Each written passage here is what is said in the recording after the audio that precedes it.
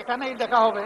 তবে আজকের মতো দুঃখ নিয়ে আমরা ওয়াকআউট করছি। আসসালামু আলাইকুম। চিফ হুইপ অ্যাসুরেন্স দিয়েছে প্রত্যেকটা বিল আগামী সেশনে আসবে।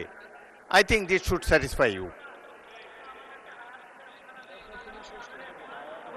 প্রত্যেকটা বিলই আগামী সেশনে আসবে। বিরোধী দলের নেতাকে মাইক দেন, মাইক দেন।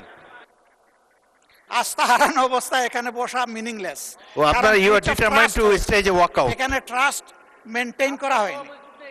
এটা আমাদের দুঃখ যে আমরা এই দুঃখ নিয়ে এখন ওয়াকআউট। না, আপনারা যদি ওয়াকআউট করার জন্য আগে প্রথমে সিদ্ধান্ত নিয়ে থাকেন, মোস্ট ওয়েলকাম, নো প্রবলেম। না না, democracy is a rule by majority. এটা মাননীয় স্পিকার, এটা আরো দুঃখ পেলাম, এই কথাটা আরো দুঃখ পেলাম। আপনার কাছে আমরা প্রথম দিনই আশা করেছিলাম, আপনিও বলেছিলেন যে আপনি জাস্টিস মেনটেন করবেন।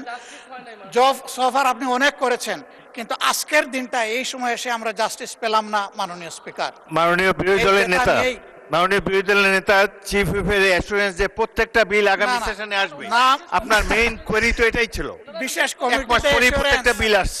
কমিটিতে অ্যাসুরেন্স, উপদেষ্টা কমিটিতে অ্যাসুরেন্স, সবই তো উলটপালট হয়ে যাচ্ছে একটা অংশ।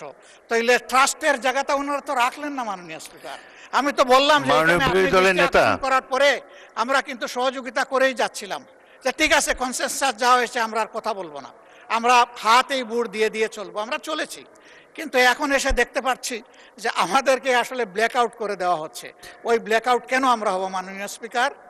মাননীয় বিরোধী দলের নেতা, আপনার প্রধান প্রশ্ন ছিল যে এই বিলগুলা যেগুলা উঠেনি এই অধিবেশনে, সেগুলার ফেট কি হবে, সেটা বিরোধী দল ট্রেজারি বেঞ্চ থেকে বলা হয়েছে প্রত্যেকটা বিল আনা হবে আগামী অধিবেশনে। মাননীয় স্পিকার, আমি স্মরণ করিয়ে দিচ্ছি, আপনি সেদিন বলেছিলেন রাত 12টা হলেও সেশন কন্টিনিউ করবে এবং সবগুলো আলোচনা হবে।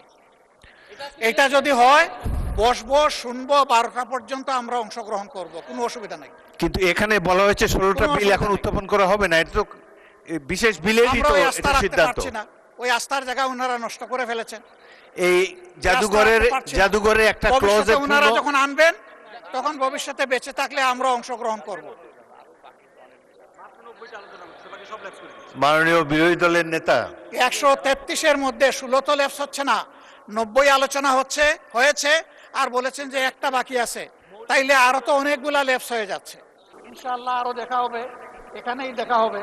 তবে আজকের মতো দুঃখ নিয়ে আমরা ওয়াকআউট করছি। আসসালামু আলাইকুম।